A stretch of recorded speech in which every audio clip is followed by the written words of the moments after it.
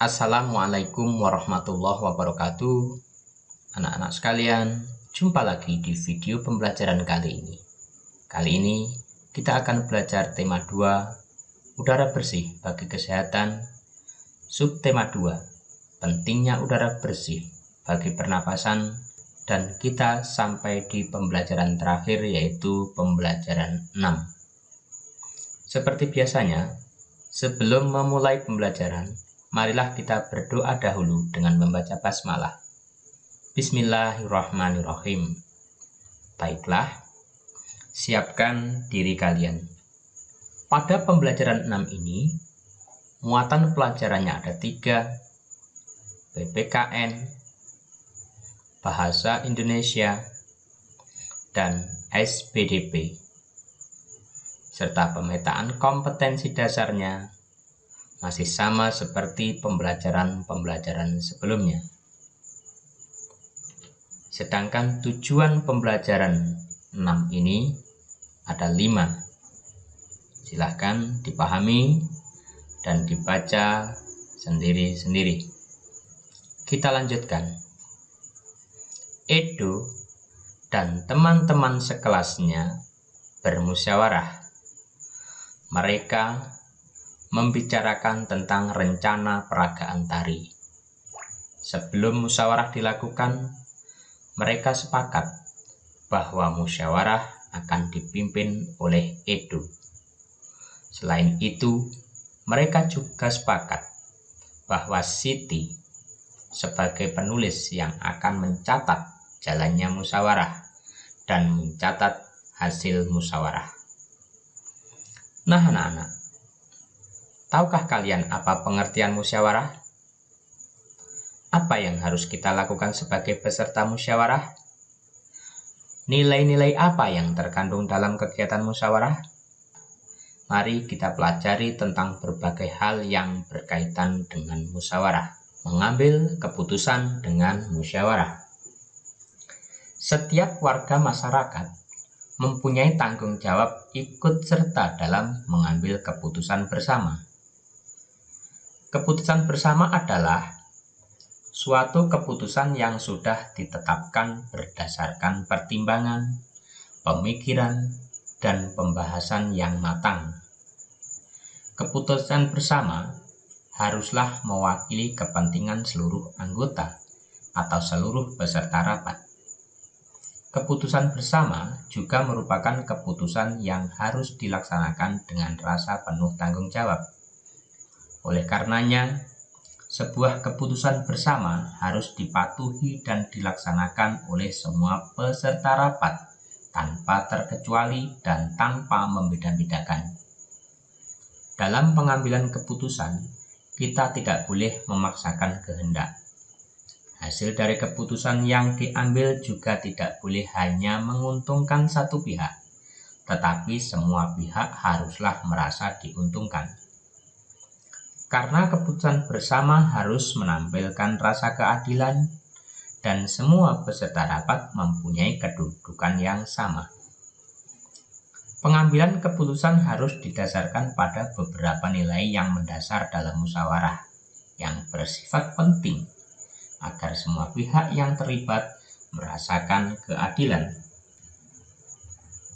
Sebelum mempelajari nilai yang mendasar dalam musyawarah, kita belajar dulu arti musyawarah.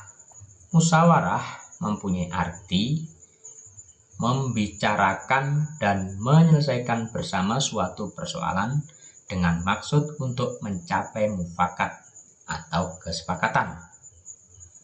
Musyawarah adalah pembahasan bersama suatu masalah guna mencapai keputusan. Sedangkan mufakat adalah kesepakatan untuk melaksanakan hasil musyawarah.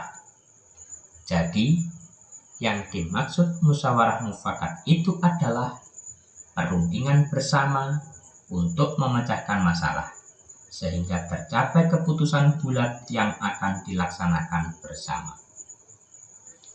Itulah tadi pengertian musyawarah, mufakat, dan juga musyawarah mufakat.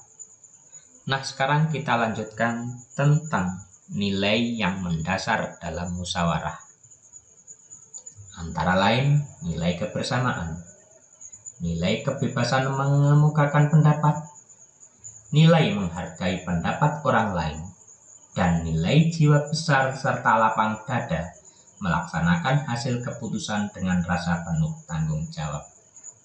Saya lanjutkan penjelasan tentang nilai-nilai yang baru saja saya sampaikan. Ada 4 nilai. Yang pertama, nilai kebersamaan.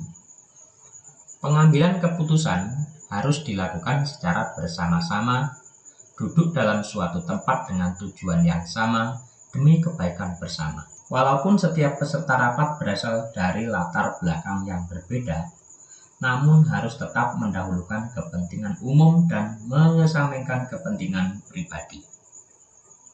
Berikutnya, nilai kebebasan mengemukakan pendapat. Bebas artinya tidak mendapat paksaan dari orang lain. Semua peserta rapat boleh mengutarakan pendapatnya. Pendapat yang diberikan harus logis dan masuk di akal, tidak menimbulkan perpecahan, sesuai dengan norma, dan tidak menyinggung perasaan orang lain. Nilai yang mendasar dalam musyawarah berikutnya adalah nilai menghargai pendapat orang lain. Setiap peserta rapat haruslah mendengarkan dan menghargai pendapat orang lain tanpa menyela orang yang sedang mengemukakan pendapat. Bila tidak setuju dengan pendapat yang dikemukakan peserta lain, boleh menanggapinya tetapi dengan cara yang sopan agar tidak menimbulkan permasalahan. Nilai yang mendasar dalam musyawarah berikutnya adalah nilai jiwa besar serta lapang dada. Lapang dada dalam hal melaksanakan hasil keputusan dengan rasa penuh tanggung jawab. Nilai persamaan hak ialah seluruh peserta rapat diberi hak yang sama untuk mengemukakan pendapatnya. Mereka diberikan kebebasan untuk mengungkapkan ide atau gagasan.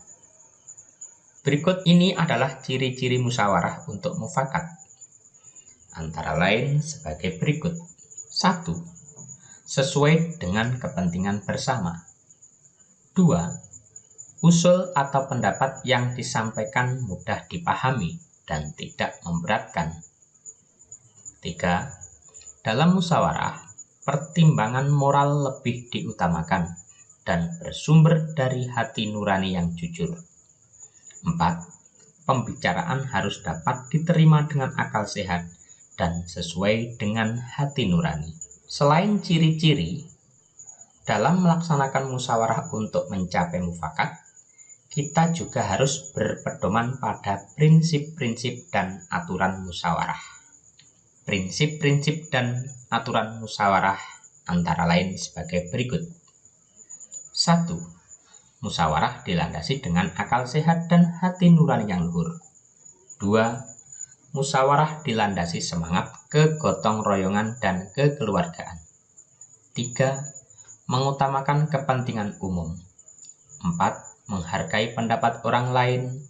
5. Keputusan yang diambil harus dapat dipertanggungjawabkan secara moral kepada Tuhan Yang Maha Esa. 6.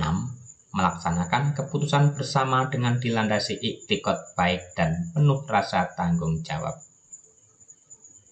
Selanjutnya ada juga tata cara dan persyaratan musyawarah, antara lain 1.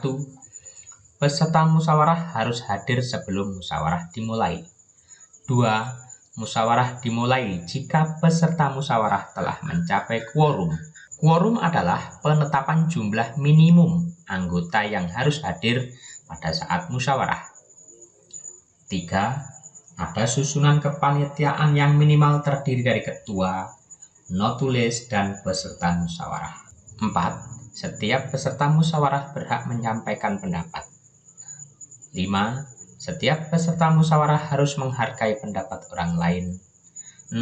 Pendapat yang disampaikan harus dapat diterima akal sehat, tidak untuk kepentingan pribadi atau golongan, tidak menimbulkan perpecahan, sesuai dengan norma, dan tidak menyinggung perasaan orang lain. Berikutnya adalah Cara-cara mengeluarkan pendapat dalam musyawarah antara lain: 1. Mengacungkan tangan sebagai tanda izin bicara. 2. Berbicara setelah dipersilahkan. 3. Kalau ada yang berbicara menunggu sampai pembicaraan selesai. 4. Bersikap sopan. Dan 5. Suara cukup jelas. Berikutnya adalah sikap dalam musyawarah. 1.